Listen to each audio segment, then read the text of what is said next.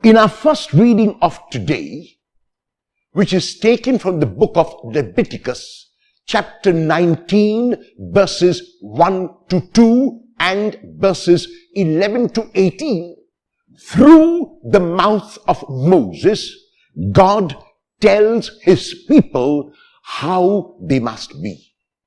God begins by telling them, you must not steal or deal deceitfully or fraudulently with your neighbor. And God goes on to say, you must not be guilty of unjust verdicts. You must not be guilty of doing something which is wrong to your neighbor, of taking more than your due. And a number of beautiful advices is given to those of us who are willing to listen.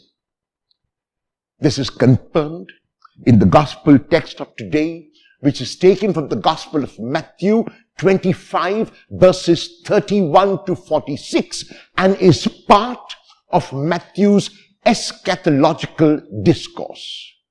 The English word eschatological comes from the Greek eschaton, which is translated as the last things, the things of the afterlife, the things of judgment.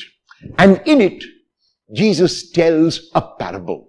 And the parable is about the last judgment and about the separation of the righteous from the unjust and unrighteous. And how will that separation take place? According to the Matthean Jesus, it will take place not only by the words that one has spoken, which are also important, but it will take place primarily on the deeds that one has performed. And so, when the separation is made, those who are on the right, which is the side of the right, the side of favor, are told this: when I was hungry, you gave me to eat. When I was thirsty, you gave me to drink. When I was sick, you visited me. When I was in prison, you came to see me. When I was naked, you clothed me. There can be no other advice which is as practical as this, which is, as in the first reading from Leviticus, we hear through the mouth of Moses, to reach out to the neighbor. So a person who sees another hungry has to reach out to that person, and a person thirsty has to reach out to the person, and a person sick has to visit, and a person naked has to clothe, because we are not individuals. We are individuals, but part of a community. Every other human being is my brother and my sister. And that is why their challenges are my challenges. Their joys are my joys. Their sorrows are my sorrows. And this is how the judgment on the last day will take place. What is more important is how the righteous respond. And the righteous respond by telling the Lord, who applauds them, who places them right up on a pedestal. The righteous tell the Lord, Lord, when did we see you hungry? We do not remember. When did we see you thirsty? We do not remember. When were you in prison and sick and naked and we came to your help? We do not remember. And the Lord will reply, whenever you did it to someone in need, whenever you did it to the least of these brothers and sisters of mine, you did it to me.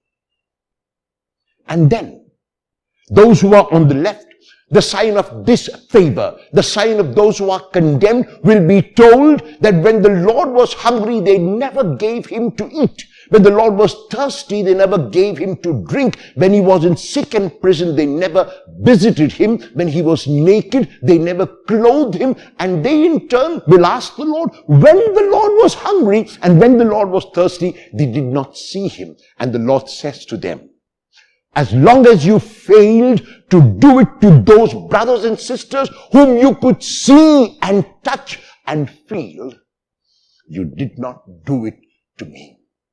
And so judgment according to this text in the Gospel of Matthew, is judgment which will be based on one's action. If one continues to live a selfish life, if one continues to live a life that is self-centered and egotistical, such a life will surely be condemned. A life which is a life well lived is a life lived not only for oneself, but reaching out in service, reaching out to those in need, reaching out in love. Will you, who profess to be a disciple of Jesus, will you, who profess to be a disciple of the truth, realize that you are not an island, that you are an individual within community, and will you reach out to at least one person in need?